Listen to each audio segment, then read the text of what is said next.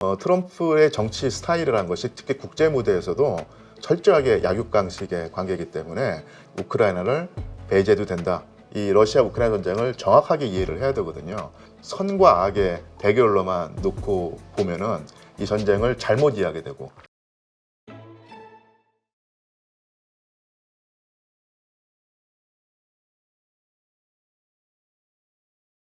오늘 모신 분은 상명대학교 류한수 교수님이십니다. 안녕하세요. 예, 안녕하세요.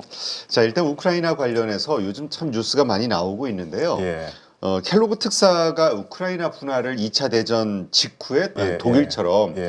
이렇게 구상했다는 뉴스들이 좀 나오는데 이게 예. 어떤 배경에서 나온 뉴스입니까? 그래서 제가 봤던 기사로는 지금 우크라이나의 동쪽을 러시아군이 점령하고 있죠. 네. 근데 그 땅은 그러니까 러시아군이 관리하게 하고, 그다음에 일부는 뭐 중부 지역일 텐데 그쪽은 뭐 그 뭐랄까요, 프랑스라든지 독일이라든지 이런 유럽 국가의 평화 유지군이 들어가서 관리하고 나머지 지역은 우크라이나군이 관리한다, 뭐 이런 식일 텐데요. 이게 그 3분이 되는 것이거든요. 뭐 근데 군대가 들어간다고 하는데 이게 뭐 자칫 잘못하면 영토 분할로 이어진다는 측면에서 우크라이나로서는 상당히 안 좋은 신호일 텐데, 뭐 제가 아무래도 역사학자이기 때문에 역사적 관점에서 보면 사실 제2차 세계대전 이전까지 유럽에서 전쟁을 할 때 전쟁이 끝나고 나면 반드시 전쟁 배상금 그리고 영토 분할이 이루어졌습니다. 네. 그래서 사실은 제2차 세계대전을 마지막 제국주의 전쟁으로 보는 관점에서 제2차 세계대전이 끝나고 난 다음에 독일을 연합국이 공동 관리하면서 그 관할권을 나눠서 그러니까 영국, 미국, 프랑스, 그다음에 소련이 그 독일을 공동 관리하는 어떤 그런 형상이 있었거든요. 그 다음에는 그 제2차 세계대전 끝나고 난 다음에 그런 식으로 전쟁이 전쟁 뒤에 뭐 배상금이라든지 영토 분할 같은 관행은 사라졌습니다. 네. 네, 그런다가 그 관행이 그러니까 제2차 세계대전 이전의 관행이 지금 우크라이나 전쟁에서 되살아났다고 볼 수 있죠. 그래서 사실은 이 우크라이나 러시아 전쟁에 관한 전문가 중에 그러니까 이문영 교수라는 분이 있거든요. 네. 서울대학교 그 평화통일연구소 교수인데 이분이 아주 뭐랄까 적합한 표현을 썼습니다. 그게 뭐냐면 우아한 위선의 시대는 갔고 정직한 야만의 시대가 왔다, 이 전쟁으로. 그래서 그 전까지 사실은 뭐 열강이 그 자기들의 이해관계를 조정하면서 세력 균형을 맞추기 위해서 약소국을 뭐 분할하든지 이렇게 하면서도 겉으로는 그것을 안 하는 척하는 어떤 그런 것이 있었는데 지금부터는 그게 아니라는 얘기죠. 그래서 아주 솔직하게 강대국들이 서로 이해관계를 조정하면서 약소국의 영토를 분할하는 어떤 그런 가치도 지금 시도하고 있는데 그 어떤 시초가 바로 이 사태가 아닌가 싶습니다. 러우 전쟁. 근데 지금 마무리가 좀 돼가고 있는 거긴 합니까? 아무래도 그 전쟁, 전황이 확실히 러시아 쪽으로 확연히 기울고 우크라이나가 불리한 것은 사실이고, 이렇게 힘의 어떤 균형이 완전히 깨졌기 때문에 전쟁이 아주 뭐 오랫동안 지속될 것은 않은데 그래도 뭐 휴전하는 과정이 사실은 좀 쉽지 않을 것 같고요. 종전까지 가려면 좀 더 긴 시간이 필요하리라고 보입니다. 네. 근데 지금 이런 어떤 러시아의 승리를 인정해주는 방향으로 정리가 좀 되기 시작한다면, 이게 푸틴에게 정치적인 승리를 주는 거 아니냐. 그 다음에 또 하나는 그러면 전쟁 배상금은 이 침략당한 나라 입장에서는 당연히 받아야 되는 거 아닌가? 근데 줄 수 있을까 러시아가? 뭐 이런 이야기들도 있거든요. 사실은 뭐 러시아가 뭐 그 우크라이나를 상대로 어떤 거액의 전쟁 배상금을 받아내는 뭐 그런 상황은 아닐 텐데, 사실 영토를 차지한 것 자체가 엄청난 경제적 이득이 될 수 있거든요. 근데 문제는 관여한 국가, 그러니까 미국 같은 경우가 전쟁 배상금은 아니겠지만 어쨌든 간에 우크라이나의 지하자원과 각종 이권을 미국 이득이 되게 가져가서 톡톡히 뭐랄까요, 지금까지 그 우크라이나에 지원했던 금액에 해당하는 돈을 회수하는 형태로는 전쟁 배상금이라는 어떤 그런 관행이 되살아날리라고 보입니다. 그 반대의 경우, 그러니까 러시아가 우크라이나에 배상을 해주는 예. 상황은 또 안 생기겠네요. 그러면? 사실은 뭐 현실적으로 전쟁에 이긴 쪽이라고 할까요? 아니면 유리한 상황에 있는 나라가 그 반대에 있는 나라에게 그 돈을 준 경우는 사실은 거의 없었기 때문에 절대로 아마 푸틴 대통령은 그러지 않을 겁니다. 예. 근데 뭐 유럽 EU 국가들이 지원을 많이 해줬잖아요. 예, 무기라든가. 예. 근데 EU 러시아의 대부분의 자산 좀 동결된 것이 유럽 쪽에서 동결이 됐기 때문에 예. 그 EU 국가들은 그걸 담보로 우크라이나를 지원해 준 거 아니냐라는 시각도 있던데요. 예, 맞습니다. 그래서 사실은 그 국가 예산을 동원해서 우크라이나에 천문학적인 금액을 지원했는데 이게 그 전쟁이 3년 지속되면서 도저히 그 나라 경제라든지 재정에도 부담이 되니까 다른 방식을 찾는데 그 한 방식이 뭐냐면 해외에 있는 러시아 재산을 동결하고 거기서 나오는 이자 수입을 가지고 우크라이나를 돕겠다.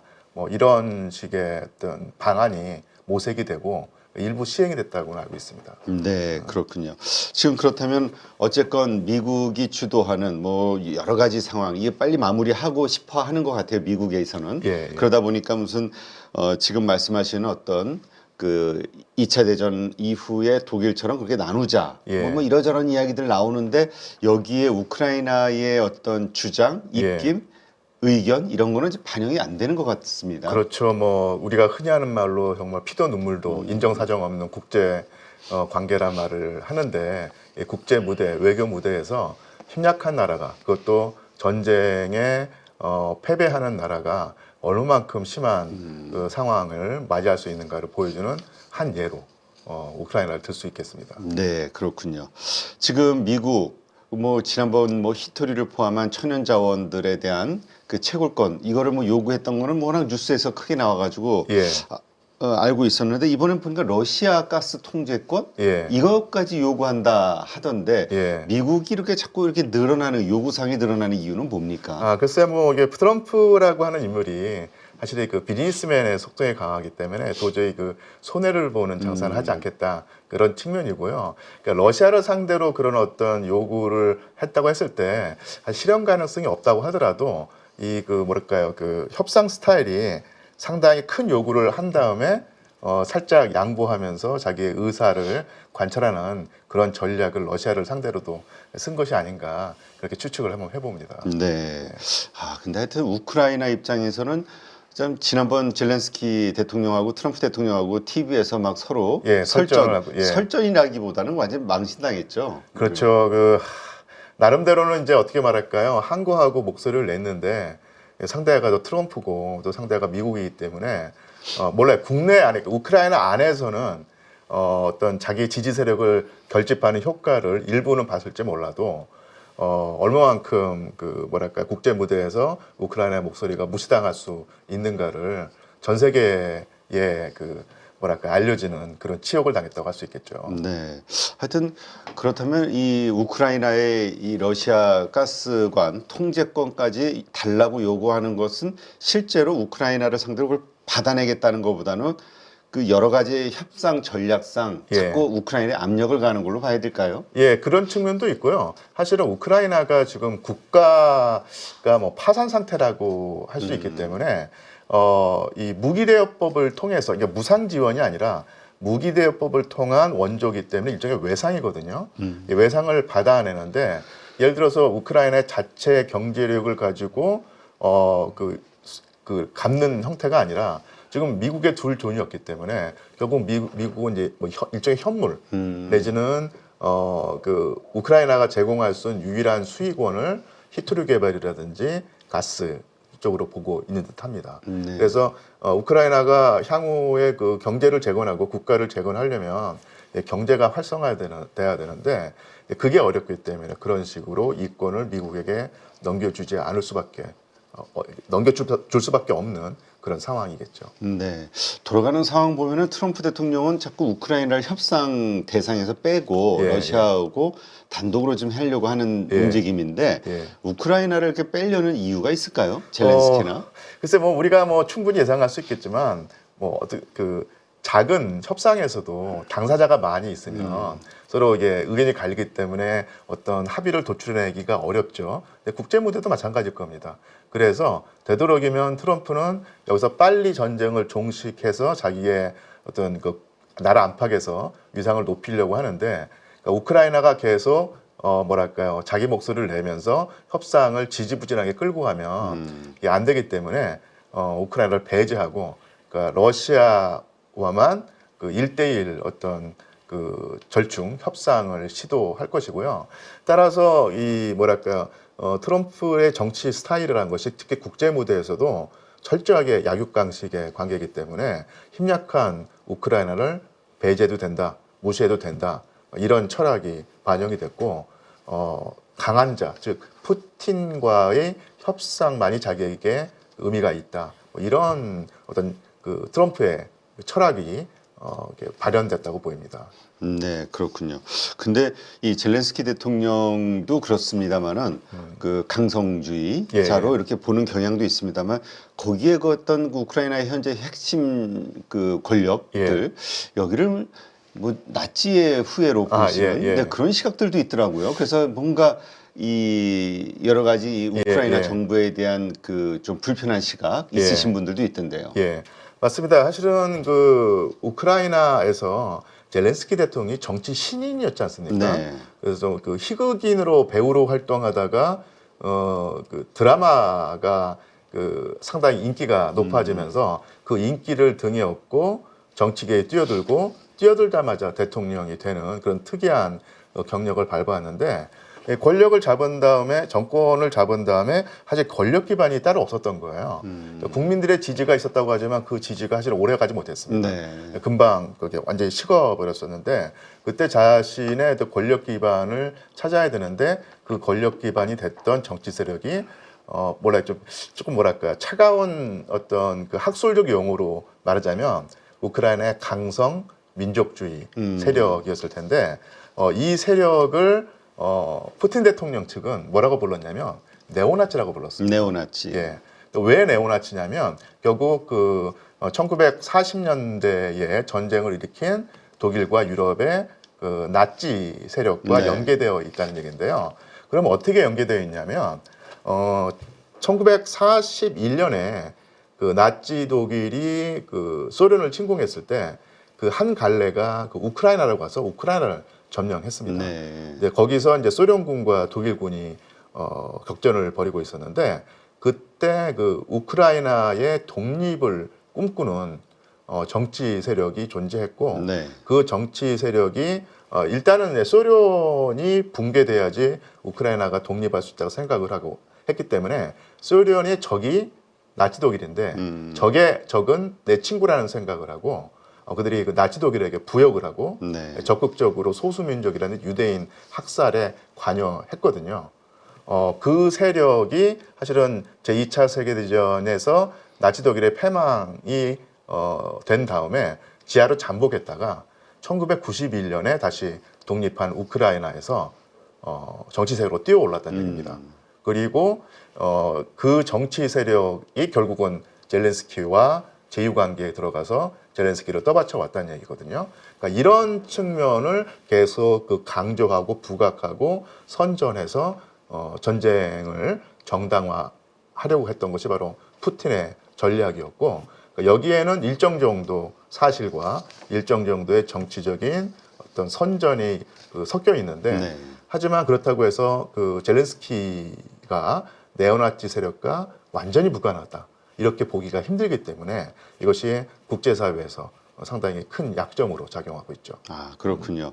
그래서 사실 이번 전쟁의 성격도 이 네오나치 세력의 어떤 그 강성 민족주의와 그 다음에 이 나토의 팽창주의가 합쳐져서 만들어진 것이 이 전쟁이다라는 시각도 있고, 또 하나는 러시아의 어떤 팽창, 여기에 필연적으로 부딪힐 수밖에 없는 상황이었다라는 의견도 있고, 이거 참 복잡합니다. 정말 복잡합니다. 사실은 이게 그 우리나라에서 여러 가지 이유에서 이 우크라이나와 러시아의 전쟁을 강대국이고 되게 호전적인 러시아가 약소국이고 선량한 우크라이나를 일방적으로 침공했다는 식으로 해서 선악의 대결로 보는데, 그러니까 물론 전쟁을 먼저 일으킨 측이 잘못을 했고 침공을 당한 측은 억울하다. 뭐 이런 구도는 사실 분명히 존재하지만 그러니까 모든 전쟁이 그거 하나만으로 설명될 수 없거든요. 훨씬 복잡한 요인들이 작용을 하는데 바로 이 러시아 우크라이나 전쟁이 바로 그런 경우고요. 성과 악의 측면이 없지는 않지만 그것으로만 전쟁을 파악한다면 이 전쟁의 상당 부분을 우리가 놓칠 수가 있는데 그것이 뭐냐면 바로 그 러시아 입장에서는 네. 나치가 동진해 오면서 러시아의 세력권을 침범해 오고 있다. 그리고 그 전에 서방의 팽창 내지는 러시아 침공으로 당했던 어떤 그 트라우마가 있기 때문에 그것을 막아내기 위해서 선제적으로 우크라이나를 공격했다는 측면도 있고요. 그러니까 서방 같은 경우는 러시아에 대한 원초적인 공포심, 네. 아니 혐오감이 있습니다. 그러니까 그런 것 때문에 러시아의 그런 행동을 팽창주의적이고 호전적인 행위로 보면서 이제 비판을 가해 왔는데 여기서 아까 말씀드린 네오나치 세력과의 가 맞물리면서 복잡해지는 것이 전쟁이 일어나기 전에 그러니까 2022년에 푸틴 대통령이 러시아를 침공하기 전에 이 서방 언론에서는 우크라이나는 21세기에 들어와서도 그 나치와 절연하지 못하고 파시즘적인 성향을 보이는 어떤 그런 현상을 상당히 비판하는 입장이었거든요. 네. 그런데 2022년에 전쟁이 일어나니까 서방의 논조가 완전히 바뀝니다. 그래서 그 전까지는 파시즘의 뭐랄까요 기울어가는 그러니까 파시즘 성향을 보이는 위험한 국가라는 어떤 그 논조가 다 사라져버리고 이제는 러시아의 어떤 팽창에 맞서는 그 세계의 인권과 자유와 민주주의의 보루로 우크라이나가 설정이 됐거든요. 그러니까 이런 측면은 이 전쟁이 얼마만큼 복잡한 전쟁인가 그리고 현실을 뭐랄까요 알리기보다는 이 전쟁에 필연적으로 따르는 프라파간다가 얼마나 그 언론을 뭐랄까요 장악하고 전 세계에 잘못된 인식을 퍼뜨리는가를 보여주는 예라고 볼 수 있습니다. 네, 참 우리가 그 러시아 어쨌든 공산주의 그 여러 가지 상황에서 그냥 약간 좀 예. 적대적으로 좀 봐왔는데 예. 그 내면으로 들어가면 하여튼 뭐 여러 가지 그 뭐 복잡한 상황들이 많이 있네요. 예. 그러니까 이게 그 윤리와 도덕의 측면에서는 당연히 전쟁을 먼저 일으켜서 수많은 목숨을 앗아가게 만든 러시아를 비판해야 되겠지만 사실은 이 뭐 인간관계도 그렇고 아니면 사회생활도 그렇고 특히나 국제관계에서 이 도덕과 윤리만 가지고 모든 것을 판단할 수는 없는 것이거든요. 그러니까 도덕과 윤리를 무시하자는 얘기가 아니라 이것만으로 현상을 보면은 복잡한 그 사정을 우리가 인식할 수 없게 되고 그 어떤 복잡한 그 본질과 어떤 요인들을 우리가 모르면은 그에 대한 대처가 사실 어려워집니다. 네. 그래서 사실은 이게 러시아 우크라이나 전쟁이 그쪽에서 우리 사실은 한반도 그 지구 반대편에서 벌어진 먼 나라, 딴 나라 이야기가 아니라 계속 그 뭐랄까 연쇄작용을 일으켜서 동북아시아 그리고 한반도에도 엄청난 영향을 미치고 있는데 그렇게 따지면 우리가 이 러시아 우크라이나 전쟁을 정확하게 이해를 해야 되거든요. 근데 이것을 흑백, 선과 악의 대결로만 놓고 보면은 이 전쟁을 잘못 이해하게 되고 잘못 이해하면은 대처 방법이 잘못 나오고 대처 방법이 잘못 나오면 우리나라의 국익이라든지 여기도 큰 해가 된다는 얘기입니다. 사실 지금 그 뭐랄까요 이 동북아시아 지역의 어떤 역학관계와 연계해서 지난 정부에서 적극적으로 러시아에 대해 비판적이고 배타적인 입장을 취했고 우크라이나에 상당히 우호적이고 네. 동조적인 자세를 취했는데 이것이 뭐 도덕적으로는 나름대로 어떤 뭐랄까요 올바른 행동일지 모르겠지만 어쨌든 간에 러시아는 그 이후에도 앞으로도 계속 한반도에 엄청난 영향을 미칠 나라이고 그렇죠. 대한민국 경제와도 아니면 북한과의 관계에서도 상당히 큰 지분을 가진 국가인데 이 국가와 척을 진다는 것이 과연 우리에게 도움이 될까? 우리나라 경제에도 어떤 도움이 될까? 이런 생각을 해보면은 상당히 좀 착잡한 느낌을 지울 수가 없고요. 그만큼 좀 뭐랄까 감정을 가라앉히고 냉철하게 판단을 해야 된다. 이렇게 하여튼 원론적인 얘기지만 한번 제가 강조해보고 싶습니다. 네. 자, 어쨌든 지금 유럽에서는 예. 그 트럼프 대통령에게 망신당했던 젤렌스키를 환영을 하면서 뭔가 격려하고 예. 뭔가 자꾸 후원자가 되는 듯한 그런 느낌인데 예. 뭐 이제까지도 후원자였지만 더 뭔가 예. 해주려는 근데 이번에 그 독일의 차기 총리 타우러스 미사일을 지원할 수 있다라는 예. 의향을 밝혔잖아요. 근데 이건 사거리가 한 500km 정도 되는 거라 러시아 본토를 공격할 수 있는 무기. 이것도 복잡해지는 거 아닌가? 확전이 되는 움직임이 나오는 거 아닌가? 걱정이 되기도 하고요. 맞습니다. 그러니까 일단 그 새로운 독일 총리의 말을 액면 그대로 받아들이게 된다면 미국이 빠져나가서 생긴 공백을 서유럽 국가들이 메우면서 우크라이나를 계속 지원해 주겠다는 입장일 텐데요. 근데 그 입장에서 만약에 그렇게 그 사정거리가 긴 미사일을 우크라이나에 제공하게 된다면 우크라이나에서 러시아 중심부, 예를 들면 뭐 모스크바라든지 그 주변을 타격할 수 있다는 얘기인데 그러면은 그 러시아로서는 상당히 큰 위협이 되겠죠. 그러니까 이 전쟁을 하면서도 푸틴 대통령이 안정적인 지지율을 누리는 가장 큰 이유 중 하나가 뭐냐면 그러니까 러시아 여론에 가장 큰 영향을 미치는 지역인 모스크바가 사실 전쟁의 영향을 거의 받지 않는 상황이거든요. 전쟁에 나가는 사람들은 주로 그 주변부에 있는 그 경제적으로 뒤떨어진 지역의 젊은이들이고 이 모스크바에서는 오히려 경제 뭐랄까 호황까지 부과하면서 오히려 전쟁 이후에 뭐랄까 그 뭐 삶이 더 그 좋아진 측면이 있습니다. 그렇기 때문에 이 뭐랄까요 그 푸틴에 대한 지지를 거두지 않는 것인데 만약에 모스크바 주변에 이런 전쟁의 공포가 실질적으로 나타나게 된다면은 러시아 여론이 바뀔 상황이 되고요. 뭐 군사적인 측면을 떠나서 이게 상당히 그 푸틴에게 큰 타격이 가해질 텐데 그러니까 이런 측면을 노리고 우크라이나가 뭐랄까요 그런 공격을 할 수가 있습니다. 그런데 혹시 기억하실지 모르겠지만은 지난해 그 가을인가 겨울인가 그러니까 러시아 정부가 핵 그 이용 교리를 바꿔서 예전보다 훨씬 더 뭐랄까요 그러니까 핵무기 사용에 대한 문턱을 낮추는 교리 개정을 해서 직접적으로 러시아를 타격하는 적대 국가뿐만 아니라 그 적대 국가를 도와주는 무기를 제공해주는 국가에게도 핵 타격을 가할 수 있다 이런 교리를 그 바꿨거든요. 근데 그 교리에 따르면은 만약에 독일이 우크라이나에게 타우루스 미사일을 지원한다면 독일도 타격할 수 있는 그런 상황이 돼버립니다. 그러면 이제 걷잡을 수 없이 전쟁이 확전이 될 텐데 어떻든 간에 그 아까도 말씀드린 것처럼 그 독일 신임 총리의 그 발언을 액면 그대로 받아들이게 된다면 이런 끔찍한 결과를 초래할 수 있는 것이고요. 그런데 그 액면 그대로가 아니라 그것을 뭐랄까 현실적으로 받아들인다면 독일은 우크라이나 지원 의사를 바꾸지 않겠다는 대외적인 뭐랄까요 그 입장 표명일 것이고 실제로 뭐 그 우크라이나에 대한 간접적인 지원을 해줄지 몰라도 그런 식의 대량 살상 무기를 과연 지원해줄까 이것은 좀 따져봐야 될 문제이기 때문에요.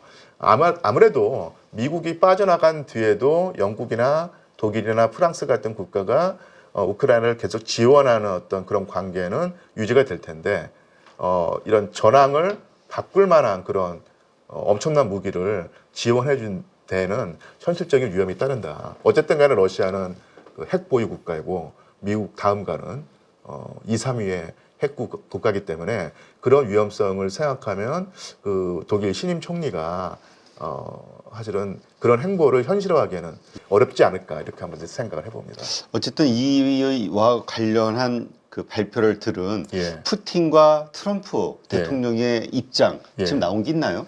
모르겠습니다. 그 트럼프 후보는 트럼프 후보가 아니죠. 트럼프 대통령 어떤지 모르겠는데 푸틴 대통령도 사실 그 즉각적인 반응은 보이지 않았는데 항상 그 크레물린 정치계를 보면요 이제 역할 분담이 돼 있어요. 그래서 푸틴 대통령은 그런 식의 즉각적인 뭐 입장 표명이라든지 아니면 그 호전적이거나 공격적인 어떤 자세로 비춰줄 만한 발언을 하지 않고 그 발언을 대신 누가 해주냐면 보통 메드베제프라고 하는 인물, 예전에 그 대통령을 한번 네. 지냈었던 그 푸틴 대통령의 그 측근이죠. 그러니까 이분이 바로 즉각적인 반응을 보이는데 상당히 뭐랄까요, 격앙된 경고성 발언을 한 것도 사실입니다. 네, 그렇군요. 하여튼 이것이 그 뭔가 더 확전으로 가는 예. 네, 그런 상황은 아니었으면 좋겠다라는 생각을 해봅니다. 예, 저는 개인적으로는 독일 신임 총리의 그 미사일 지원, 타우루스 미사일 지원 발언이 일종의 그 뭐랄까 정치적. 블러핑이라 보긴 하는데 어쨌든 간에 그래도 전쟁의 그 확정 가능성이라든지 아니면 전쟁이 더 번져서 유럽 전체의 그 전쟁으로 비화될 가능성이 조금이라도 높아졌다는 측면에서는 그러니까 불길한 느낌을 지울 수 없습니다. 네, 알겠습니다. 하여튼 참 이 전쟁이라는 것은 어떤 이유로인가 뭔가 빌미가 돼서 더 이게 확전될 수 있는 예, 알 수 없는 거잖아요. 맞습니다. 이게 상 역사를 보면은 이성적이고 합리적인 판단으로는 이 정도에서 멈춰야 되는 상황인데 돌발적이고 비합리적인 어떤 상황이 나타나면서 이게 불꽃이 튀어서요. 통제할 수 없는 수준으로까지 전쟁이 번지는 경우가 워낙 많기 때문에 이런 전쟁에서도 이제 불길한 느낌이 생긴다는 얘기죠. 네, 알겠습니다. 현재 상황 한번 체크해봤고요.